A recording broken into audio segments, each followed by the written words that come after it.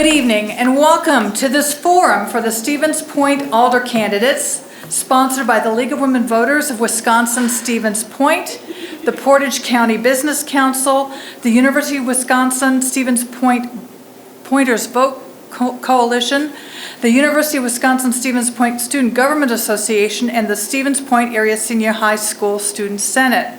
My name is Sue Buck, and I am a member of the League of Women Voters, and I will be serving as the moderator for this event.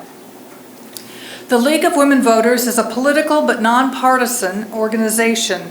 The League's primary purpose is to encourage voting by registering voters, providing voter information, advocating for voters' rights, and that's what we're doing tonight. Tonight's event is part of providing voter information through candidates sharing their views of issues of concern to Stevens Point residents.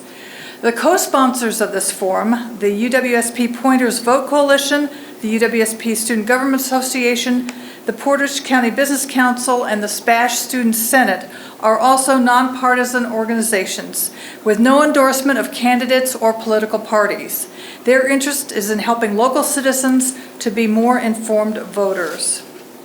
Historically part of the Menominee homelands, a 3-mile strip along the Wisconsin River was ceded to the United States in an 1836 treaty. Stevens Point was first established as an unincorporated village in 1847. In 1858, the area became known as the city of Stevens Point. The population of Stevens Point is estimated at 27,770 people in 2024. It covers approximately 18.5 square miles. The 2025 budget for the city of Stevens Point is $29,658,293. There are 4 active TIF, tax incremental finance districts, in the city of Stevens Point. Stevens Point has a mayor and city council form of government. There are 11 aldermanic districts representing 33 wards. Alders are elected to serve a 2-year term. Odd-numbered districts are elected in odd-number years. The council meets on the 3rd Monday evening of every month, and the Stevens Point Alders are compensated at an annual rate of $5,460 according to the 2025 city budget. The council is the legislative branch of the city government. The council sets the policy direction and priorities of the city by establishing ordinances, passing declaratory resolutions, and considering, denying, or approving motions at city meetings. The council is responsible for setting the city budget, overseeing all city properties, and providing services for the health, safety, and well-being of the public. Also, it is responsible for setting tax rates and assessing fees to meet operational and contingency needs of the city. The council also approves economic development projects and financing for capital expenditures. There are 4 candidates running for the contested seats of 2 of the aldermanic districts. The candidates are Mary Kneebone and Tim Johnson for District 6, and Sean Morrow and Jim Hain for District 11. All candidates were invited to participate in this forum. Joining us tonight are Mary Kneebone, Sean Morrow, and Jim Hain. Someone said they would like for the candidates to stand because there were people in the back who couldn't see during the whole thing. So this is Jim Hain, Sean Morrow, and Mary Kneebone. Thank you. Pretty obvious which one I am. Thank you. Okay, thank you. To provide the most time to hear from the candidates and to provide a fair and equal opportunity to answer questions important to you and this community, I will review the format, time, and terms for this forum. This has also been reviewed with the candidates. Each candidate will first have 1.5 minutes to introduce themselves and make an opening statement. They will have 1.5 minutes to respond to questions, and they will also have 1.5 minutes to make a closing statement. And I will repeat the question if you need me to do that. Candidates will respond first to some questions submitted by the forum sponsors and then questions from the audience. Questions from the audience must be addressed to all the candidates. If you want to submit a question, please motion to one of the ushers, one over there and one over there, who have index cards and pencils.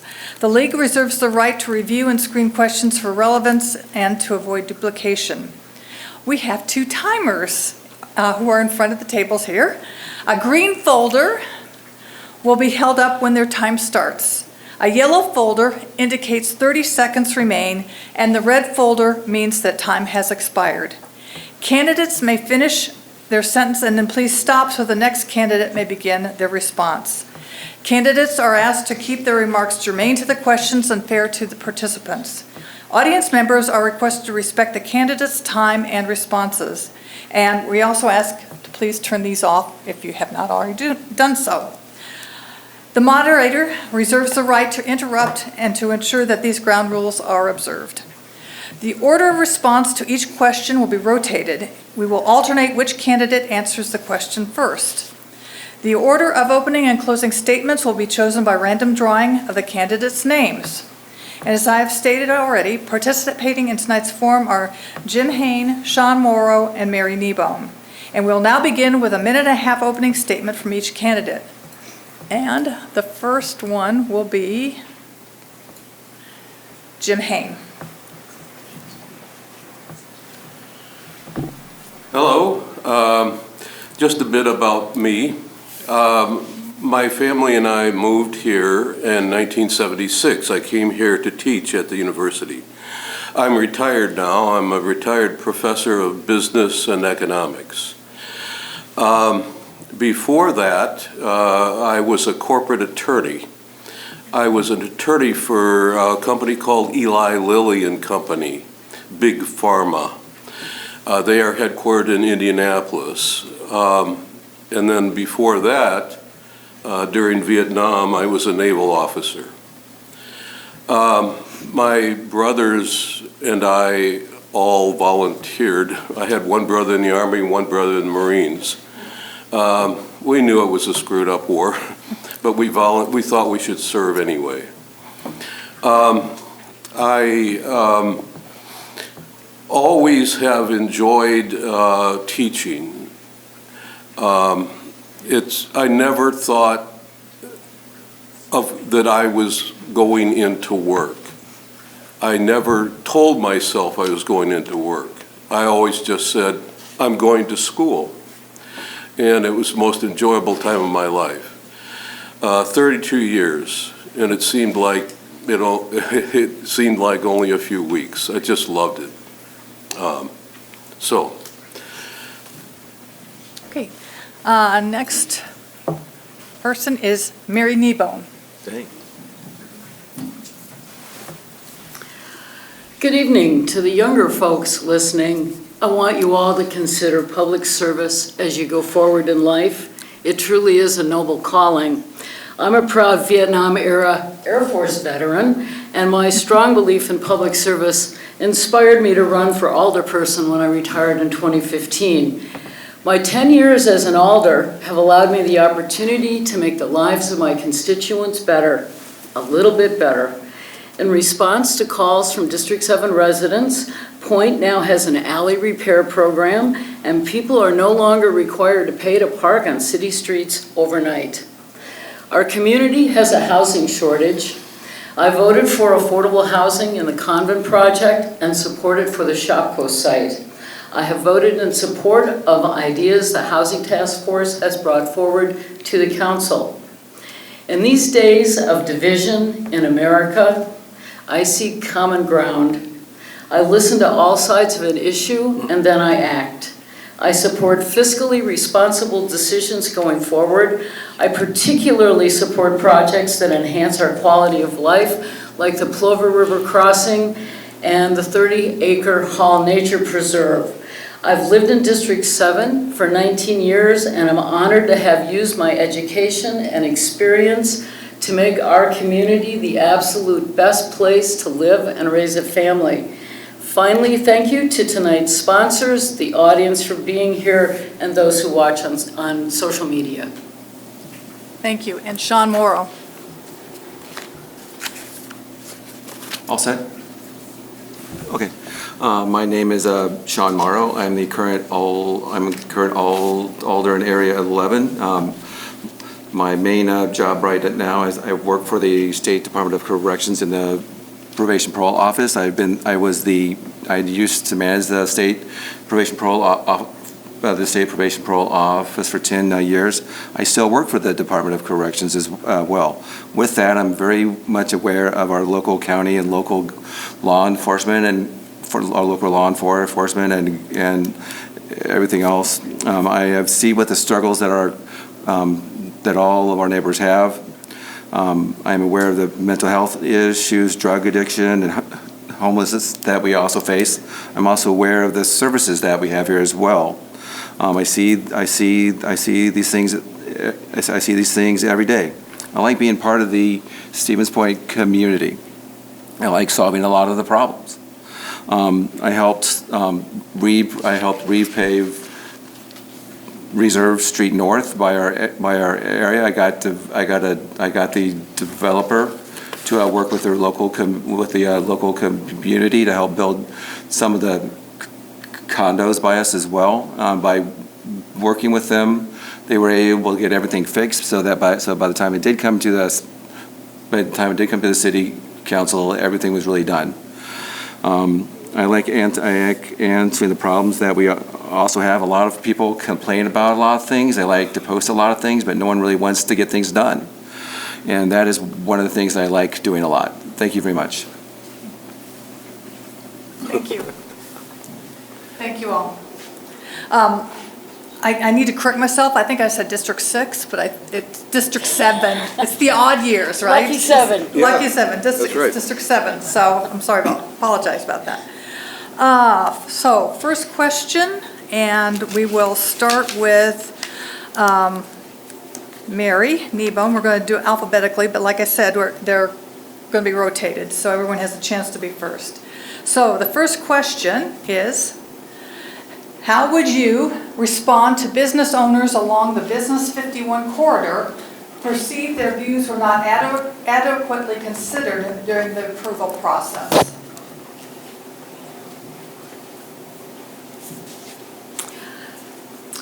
Yep, Business 51, one of the lesser contentious issues in the city. I know that a lot of the business owners on the south part of 51 feel like their concerns were not addressed. I know that our Public Works staff reached out to each and every business owner. As an alder, as a member of the Common Council, our responsibility is to make the best decisions we can for the safety and security of our citizens. The road design that was chosen will do that. We haven't finalized the southern portion. I think there is still time to make some compromises if necessary with some of the business owners. I, for one, appreciate the middle turn lane and having one turn into several businesses, because I don't have to turn in and then go out and then turn in and then go out. So some of those things I think will actually improve people's access to their businesses if they think about it, instead of having a separate driveway for each one. But in the end, we have to make the smart decision that we can afford to build and that will be the safest and most secure for our citizens. Thank you. Thank you. Jim Hain. Well, I think there are some adjustments that need to be made still to the proposal. I don't blame some of the business owners for being upset. Also, there are some problems, I think, with the proposal. I think I'm correct in that the proposal at the intersection of Division and 4th has a roundabout, and that's got to go. I mean, I know university students, and if you've ever seen them crossing the street, they're going to get killed. They don't even look. And so they're going to be walking right into that roundabout, and cars are going to be going around and not even stopping. So again, there's some adjustments that have to be made to that particular proposal. Okay, thank you. Sean Morrow. Thank you very much. People are very busy, and this has been on the agenda for the Stevens Point for years. And people didn't seem to pay attention until it finally began to affect them. And I do understand that when I lived in Grand Chute, they had a development come up for swales, and they were going to repave our block, and they were going to do a lot of other work. We didn't know anything until like the vote before, and that was an extra $10,000 assessment. So that really costs a lot of money. Roads do cost a lot of money too. Folks want to have it built the same way.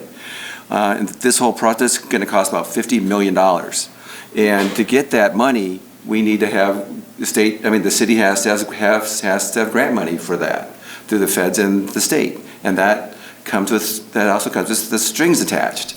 If the city as a whole wants to build it the exact same way, and they want their taxes to go up want their taxes to go up to pay for it, that's fine. But I don't hear anybody saying that. Things have also changed. The lanes are now 9 feet wide. They're supposed to be 11 feet wide now, and that will allow us to do the 3-4 from the 4 to 3 conversion. And we need to end up doing that because that's the standard for now. You know, it's the road we have now is over 50 years old, and it's turning into a gravel road. So we need to end up doing something. So we need to do something about that. So we talked to our. Okay, that's it. Thank you very much. Thank you. The next question, and we'll start with Jim Hain. What do you think your biggest challenge is as an alderperson in the next 2 years? And why are you running for office?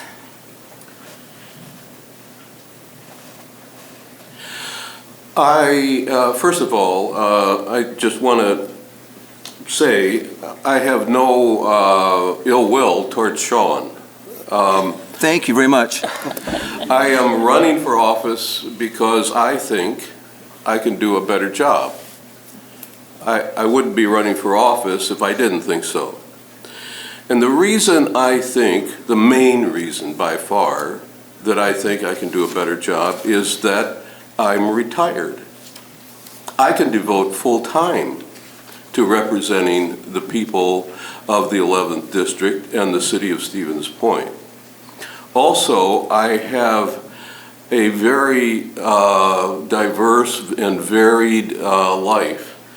I can bring that knowledge to the city. Also, I was on the city council in the late 1980s and in the early 1990s when my good friend Scott Schultz was mayor. And so I can bring some of that knowledge to the city also. What do you think the biggest challenge would be as an alderperson? Oh, I'm sorry. The biggest challenge is taxes. I think taxes are quite high in the city. I have experienced that myself. My wife and I used to live on Peck Street in the late 80s. And then in 1999, we built our dream home on Lake Dubay, right on the water. We sold it a few years ago and moved back to Stevens Point. Guess what? Our taxes, no waterfront, our taxes in Stevens Point are as high as our waterfront taxes were in the town of Knowlton. Something is wrong here. Thank you. Sean Morrow. Yeah. The reason why I am running, I like being able to end up. I like to get things done. I am not retired. I still work, but I also, with that, I'm also still involved with local city, county government, city, county, local services. So I am current with the here and now, not from the 1980s. Mr. Hain talked about his low taxes in Knowlton. Well, if I had a well, I had septic, I'd have lower taxes too. And if I wanted that, I'd live in Hull. But I like living in Point where I have city water, sewer. I don't have to worry about water quality. Don't have to worry about a well. And I know I have shown that I am able to act. I know that I am able to get things done. I am also at every single meeting. When I first began to run, I started to attend every single meeting so that I could learn about the city. You think you might know it, but unless you're actually there, you don't even see it. I haven't seen Mr. Hain at any of these meetings yet. Are taxes high? Yes. But part of that is because we get the quality services that we have. If you want to live in Edgar, if you want to live in Shantytown, and if that's the life that you want, great. But if you want to live in the city, these are the things that you are actually paying for. Biggest challenge is what I see is actually getting ready to come up now, which is our vote to see if we're going to have a city administrator or if we're going to keep our mayor. Thank you. Thank you. And Mary Kneebone.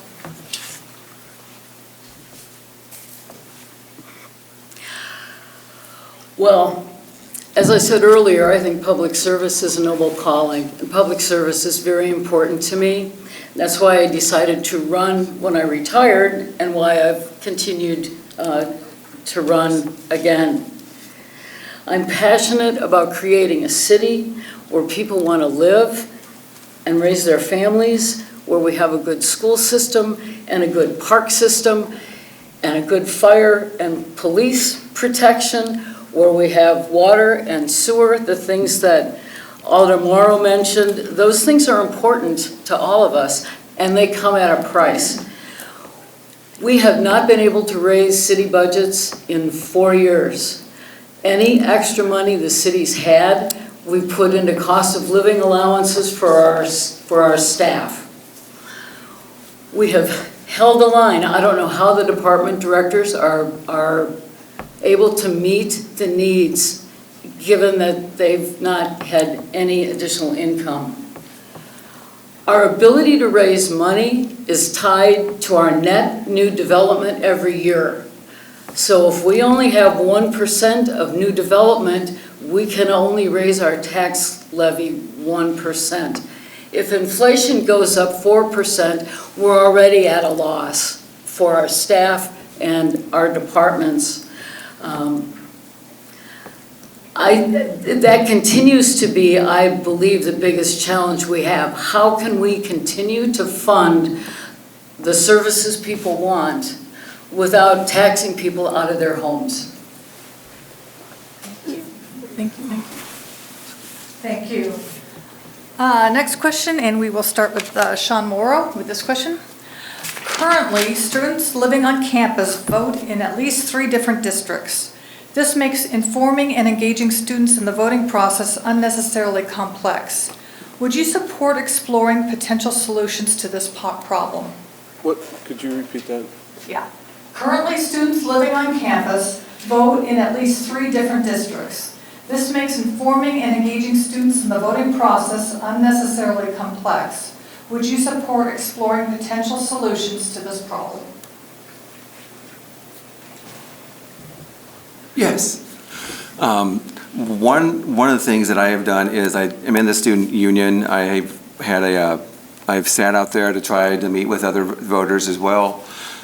This is one of the constant problems. Most students do not vote unless it's like a federal election, and when it's really your city that really has more control over your daily life, because they set the taxes, the city plows your roads, they pay for all the services that you have. They have more effect on you as well. Some of the solutions to this are maybe have them all in one area.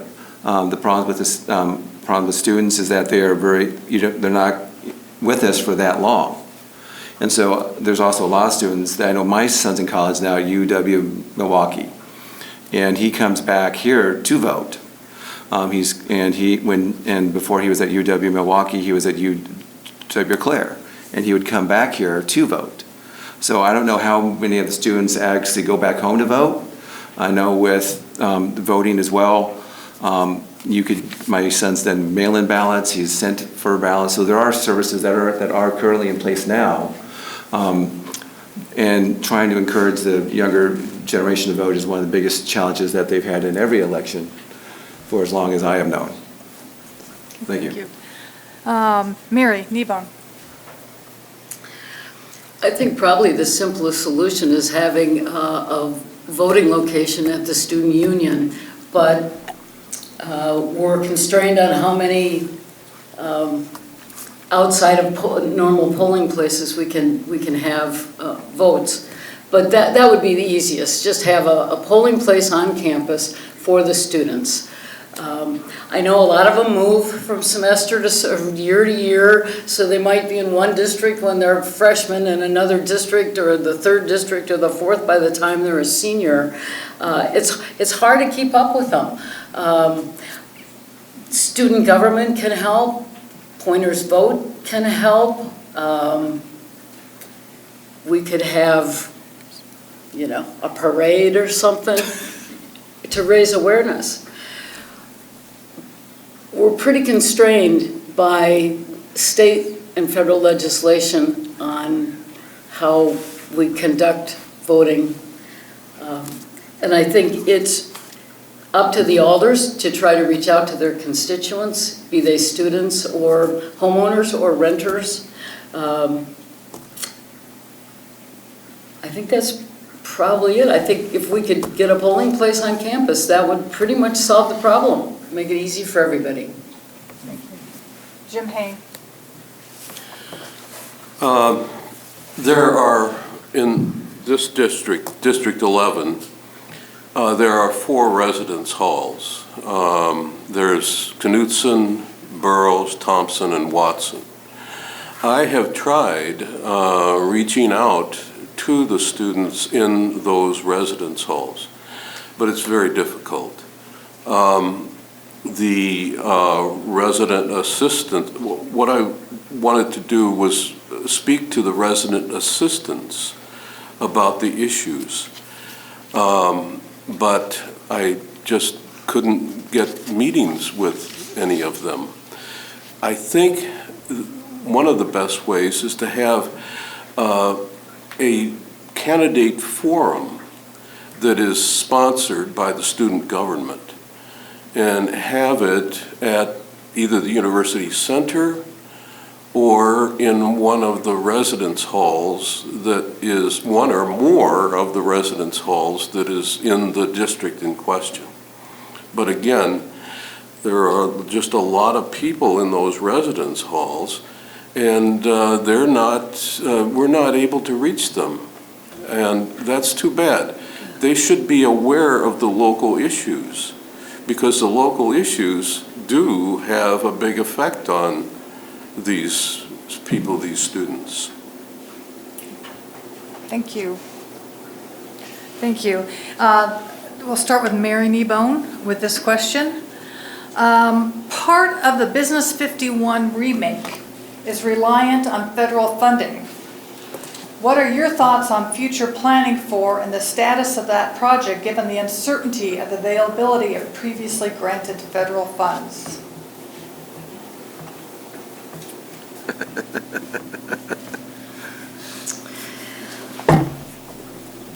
I think we punt.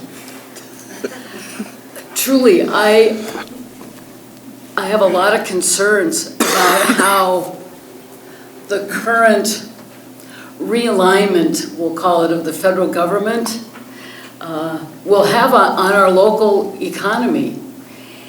If there are no more park rangers and wildlife people and fisheries, how will that affect the College of Natural Resources? How would a loss of 6,000 or 7,000 students affect the university or the city? We couldn't build a road.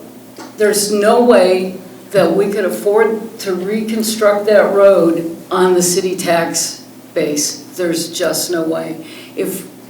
But the road has to be rebuilt. It's a conundrum. If we don't get federal funding, I don't see how we can go forward with it, truly.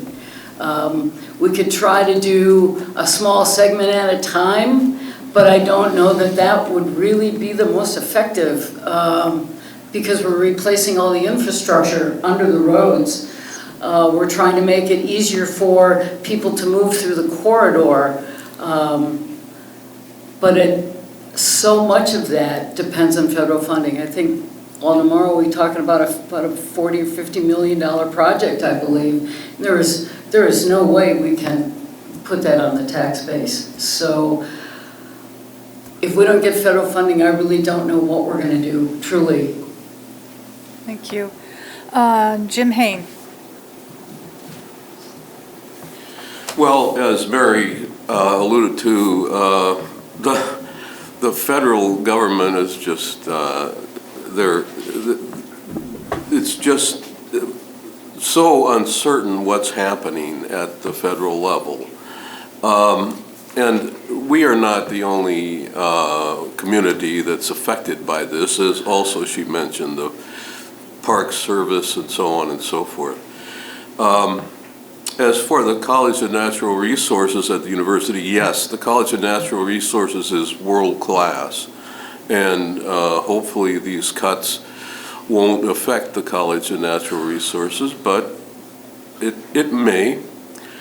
I should mention that my former area, and I still know many people from business and economics, it's that area that leads in enrollment increases, and business and economics will hold up the enrollment at the university.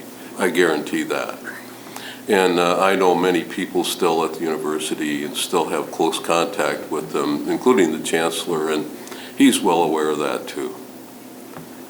Okay, Sean Morrow. Getting back to the question of Business 51, the north side is going to be funded with TIF money, and that is money that we already have. Doing a project like this, even once you have some funding that is granted to you, just the logistics of that takes years. When the same thing with like the Hoover overpass. I mean, that project was going on since the 1990s until that finally got passed, and that took probably 6-7 years to finally get the bids and everything in the bids, all the materials, all the logistics fixed with that. But Business Fifth, when it's in three, is going to be in phases. This is going to be in 3 phases. The first side is going to be the north side, which is our area, and that should start within the next couple of years. The funding is already there. We also have state funding and federal funding. My understanding is that we have been approved because of the planning that we have had with AECOM. The plans have been submitted for parts of that, and parts that have already been approved. So the funding should be there. How long it's there, we don't know, because funding's being cut and so on. And again, that's beyond our control. Elections have consequences, and that's one of them. But at least phase 1 will be ready to go. Thank you very much. The next question, we will start with Jim Hain. And what do you think are the main issues related to the unhoused population in our community, and what ideas do you have to address those issues? Well, of course, the unhoused people, that issue is really an issue of drugs. It's really caused by drug usage and drug problems. And I think that we need to do, and I think Sean mentioned this with the previous statement he made, we need to do something about that. We need to have treatment facilities, counseling, and do something to make things better for these people so that they don't abuse drugs. But it's a drug and alcohol issue more than, of course, alcohol is a drug. But we need to do something about that in order to solve the homeless problem. Okay, thank you. Sean Morrow. Ooh, great. This is like great. We are truly blessed in the community that we have. We have so many programs. So many programs. I was just trying to read. I'm just trying to read them off.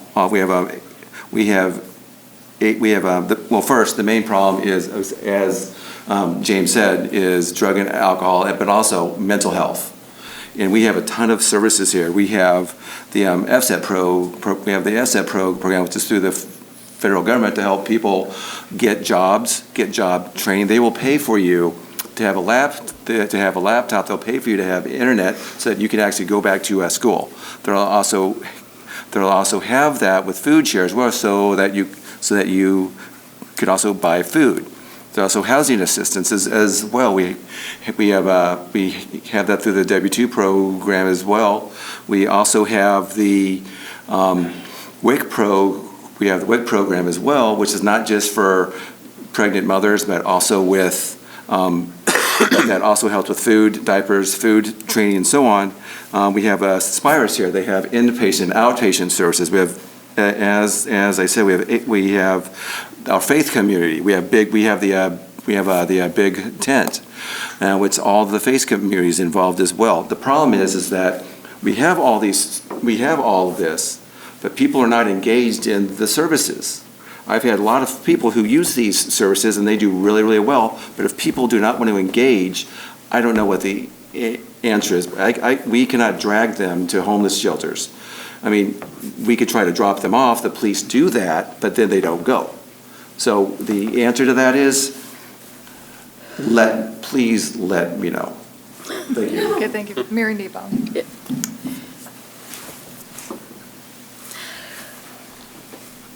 There are so many aspects to the program, drug and alcohol abuse being one. A lot of people are maybe one paycheck away from being unhoused or hungry or cold. There are things that could be done if one had a lot of money. For temporary shelters, for example, I know in Europe some cities have things called pods, and it provides a place somebody can go in and sleep for the night and lock themselves in, and they look like just little pod kind of things. We could put, oh man, I know, a housing project or an area where services could be located. I think kind of like Monroe House is doing now. They provide a temporary housing. They provide people right there on site to help folks. If you can get an area where folks can stay and can be helped right there, rather than having to go someplace because they may not have transportation or they simply may not know. We're fortunate in that we don't have as big of a problem as some cities in the South, but it's a problem. Thank you. I need more time on that one. Next question, we'll start with Sean Morrow. Stevens Point has recently been honored with the Silver Level Bicycle Friendly Community Award for its commitment to creating transportation and recreational resources that benefit residents of all ages and abilities while encouraging healthier and more sustainable transportation choices. What is your position on the city continuing to develop infrastructure and programming to promote bicycle and pedestrian safety? My plan, part of being any grants for any road construction also includes bike lanes as well. And if you want the federal money or you want the state money, you also have to have bike lanes in there. We did that with the Stanley Street. I'm an avid biker myself. I road bike, I do races and so on. I'm all for it. I mean, as the city continues to grow, rebuild roads, update roads, have bike lanes into there. We have people who are for it and people who are against bike lanes. That's one of the more contentious things that we have at our meeting. Some people just hate them. Some people love them. I am all for bike lanes. I mean, because that's something that I love about our city is that we could bike anywhere. You could buy north side, south side, and you could end up doing that fairly easy, really, and not have to worry about getting killed. Being like, if you go on Business 10, the way that they actually did that is like there's like a lane through like the very middle of the road. That's great. I mean, because that is something that, I mean, if you build it, they will come. Folks say, well, no one ever bikes that road. Well, if you don't build it, they're not gonna really come, and they're not gonna want to try. They're not going to bike on a road that they might think they might actually get hit on. Thank you. Mary Kneebone. One of the reasons why I'm running again is to see through the Plover River crossing, and that one project I think will do more for biking and walking in Stevens Point than just about anything I can think of. It will safely connect the east side of Stevens Point to the west side of Stevens Point. It will become a spur of the Green Circle Trail. It can lead people on bikes, wheelchairs, scooters, walking, all the way out to Parkdale Park, the Hall Nature Reserve, the soccer fields, the Ice Hawks ice rink out there. We need more bike lanes. It's really not safe for adults to ride a bike on the sidewalk. We need bike lanes to get them on the street. We need traffic calming measures so people feel better about sharing the road with bicycles, because they are, in fact, legal to ride on a road and are supposed to be ridden on a road unless it's a small child. They should be on the sidewalk for safety. But if we pull bike lanes off major streets and put them on the secondary streets on either side, that goes a long way to kind of calm some of the people who don't like bike lanes and perhaps want to drive faster than the speed limit. But I think we need to set up a network of bike trails and pedestrian trails and take advantage of the Green Circle Trail as well. Thank you. Jim Hain. I have a Raleigh 10-speed, and it was given to me by one of my brother-in-laws when he finished his PhD studies at the University of Illinois.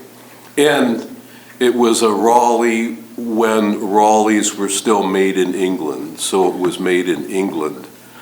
I had Carl Canesi at the Campus Cycle and Sports Shop rebuild it. New wheels, completely redo it. It is perfect. I rode my bike every day into campus. My family and I lived on Peck Street, 2700 Peck Street, under a mile from campus, or maybe about a mile. And I rode my bike every day into campus. I never drove my car. And when I was on the faculty senate, I would always propose increasing parking permits, the cost of parking permits, to the chagrin of my faculty colleagues. They hated me for that. Anyway, I know what it is to ride a bike here in Stevens Point, and yes, it's iffy. You have to really be careful. Now, anyway, you have to really be careful. Thank you. And we'll start with Mary Kneebone. Boundary agreements are formal contracts between municipalities and/or towns to set ultimate boundaries and other provisions related to shared municipal services. What do you see as the pros or cons of having formal boundary agreements, and what is your position on the city pursuing those discussions?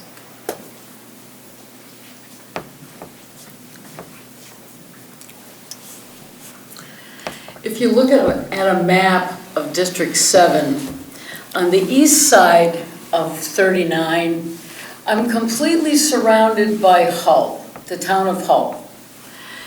And in the past, a lot of our Hull neighbors and us have gotten together to speak against some construction we didn't like. I feel like they are our good neighbors. I think a boundary agreement helps both communities. It lets everybody know what's going to happen, when it's going to happen, if it's going to happen. The city has an interest in protecting its watershed. Our wellhead protection districts give us the ability to support or deny construction projects in those areas that might affect our water supply. Boundary agreements help lay that out. They can be useful in terms of allowing, for example, phased annexation if parts of Hull, or I'm not sure what's on the south side, the towns around, town of Plover maybe, but it would allow them to come in an orderly manner to pick up city water and sewer.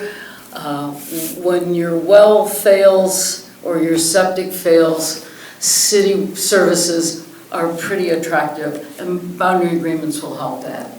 Okay, thank you. Jim Hain.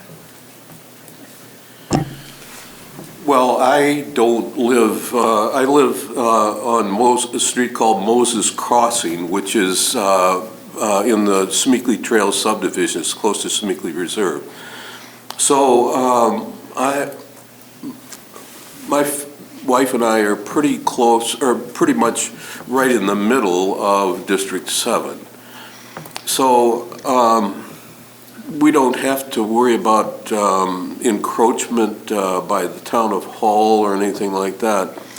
I think boundary agreements are useful, provided that the city is not taken advantage of.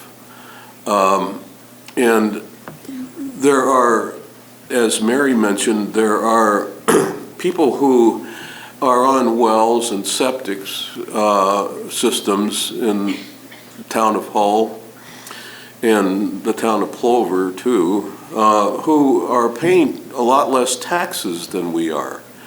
And I think that the bad thing about boundary agreements is that the city can be taken advantage of, and we have to be very careful about that. Okay, thank you. Sean Morrow. This is something that always seems to flare up when there's a new development going on. And then people begin to talk about boundary agreements like with Hull, Park Ridge, and so on. And then once whatever the issue is, it just seems to fade. And that takes a deliberate effort on the city, the mayor. It also takes it's also up to the chairman of Hull, Park Ridge, and so on, because everybody wants to really kind of protect their turf. No one wants to really give up any land. No one wants to give up, because if you do that, you also give up. You're also going to give up your taxes, and that's money that city or municipality is going to lose. And as I also said, the boundary agreements are good. The city has a responsibility to protect their watersheds, and that's something that happened with the Cluck subdivision that was in Hull.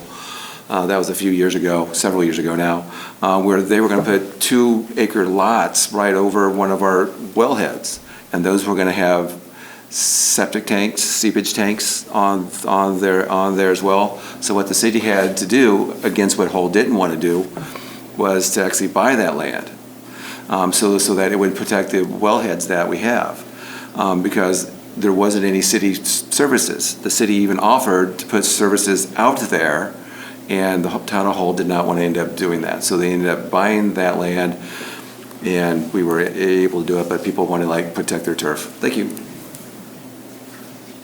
Thank you. And we'll start the next question with Jim Hain. What are the pros and cons of moving from the current form of mayoral governance to one of a full-time city administrator? Didn't expect that question. You said pros and cons. I can't think of any pros. I'm sorry. The city government, when I was on the city council in the late 1980s and early 1990s, again, my friend Scott Schultz was mayor then, but I was incredibly impressed with the talent that the city has. To bring on an extra layer of government is just ridiculous.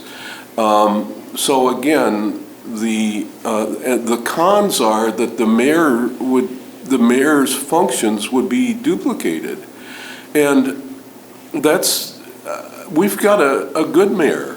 The guy, he's bright. We've always had, at least in my experience here, since 1976, we've always had very good, smart, intelligent people. Again, I can't think of any pros.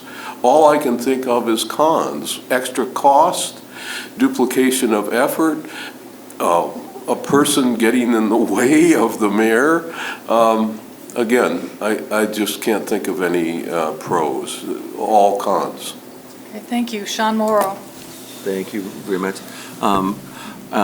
If you look on the city website, Alder Guthrie had a great memo that she ended up putting out, to be a professional administrator, someone who went to school and trained to do this, to end up doing this specific thing. In theory, they would also be more organized, because they would know how to actually run a city. They'd have more of a long-term planning, as opposed to someone just looking out for the next 4 years. And it'd be a stronger city council. Because if the city council was the one that was able to hire and fire, that would put a lot more power into the city council. One of the cons of that would also be it has a stronger city council. In years that passed, I know some alders have tried to pressure department heads to do what they wanted. They didn't want to end up going through the process of city council and committees and so on, and they were trying to pressure this. They were trying to pressure the department heads to do what they wanted, and the mayor had to actually step in and try to also right that ship. There'd be, and one thing with that administrator, you might say it's not a political job, but it would be. You'd have to be a political job. You'd have to be a political actor as well, because you would have to be able to work with this city council, get what you wanted done, get what you had to have done. And if you don't have that, now I'm out of time, and I could probably go for another 10 minutes on that. Okay, thank you. Thank you very much. I think it's a discussion worthy of having. We have to position the city the best way we can for it to go forward. Some of the pros of a city administrator would be someone who would be a professional manager. Their time would not be split between trying to travel around the world and boost the city, or travel to other states to try to lure companies here. That's the mayor's job. The mayor is the face of the city. On the other hand, by state statute, the mayor is the CEO of the city, so a city administrator would still have to report to the mayor. However, the council, as Alderman Morrow said, would have more power because the council hires the administrator. A decision like that, like this, a city administrator position, I believe if we move forward with this, and this discussion is still ongoing, and again, it's a valid discussion to have, I would like to see it go to the voters in the form of a referendum, because I don't want to make that decision on my own. I would like, because it's a major change. There are pros and cons to both, and the discussion is ongoing, and I think it's a worthy discussion to continue. Thank you very much. We're going to move into the closing statements. The closing statement is the opportunity for the candidates to comment on topics not covered in the questions. The order of the closing statements will be chosen again by random drawing, and each candidate will have 1.5 minutes to present a closing statement. And the first closing statement will be by Jim Hain. Well, again, I think that, as I mentioned, I have no ill will toward Sean. I just think I can do a better job given my experience and my varied experience. And the university is a big part of this district, and I do know the university quite well. So again, I think I could just do a better job. And also, there's the fact that I'm retired, and also I have had quite a varied life experience, being a corporate attorney, naval officer, and also a university professor. So that is why I think people should vote for me. And I think I could do a good job. I have been on the city council before, as I mentioned, when Scott Schultz was mayor, and in the late 1980s and early 1990s. I served 2 terms on the council. Okay, thank you. Mary Kneebone. Stevens Point will face many critical issues going forward. Our common council will be tasked with making important decisions that affect the lives of many people, not only city residents. I strongly believe experience matters when making these tough decisions. My education and experience make me uniquely qualified to serve as the District 7 alderperson. I hold a master's degree in urban and regional planning from UW-Madison and a bachelor's degree in resource management from our own UWSP College of Natural Resources. Over the past 10 years, I've served on numerous boards and commissions and currently chair the Personnel Committee. I have the tools for this job, and I take my responsibility seriously. I want Point to be a safe, thriving community, and my track record in District 7 is strong. I listen to my constituents and respond in a timely manner to help solve people's problems. In closing, I want to thank the League of Women Voters, the Portage County Business Council, the UWSP Pointers Vote Coalition, the UWSP Student Government Association, the SPASH Student Senate, and especially our long-suffering timekeepers. To paraphrase President Jimmy Carter, I simply believe the measure of our community is found in how we treat our weakest and most helpless citizens. Thank you. Thank you. And finally, Sean Morrow. First, I'd like to thank everyone who actually stayed. All like 12 of you. I am seeking re-election for a District 11 Alder. I live, work, and also continue to work in our community as well. I work with our local government, county government, law enforcement, sheriff's office, police department, stakeholders, our local mental health providers, AHHS. I do this on a daily basis. I work with our local jails as well. I'm aware of the services that we have. I'm also aware of the challenges that our city has. Because I still work in the community, I am up to date on the current events, all the evidence-based practices that we have for how we also get things done now, not how we used to get things done. It's like when you end up going to a physician, you want someone who was trained now, not someone who was trained 30 years ago. One of the other things is, I don't think we had I think we didn't have enough time to go through a lot of the things that I know that were going to be asked. I wish that we could have had a lot more time to talk about the homelessness problems, Business 51, the decisions that we're going to have with alders and the mayor.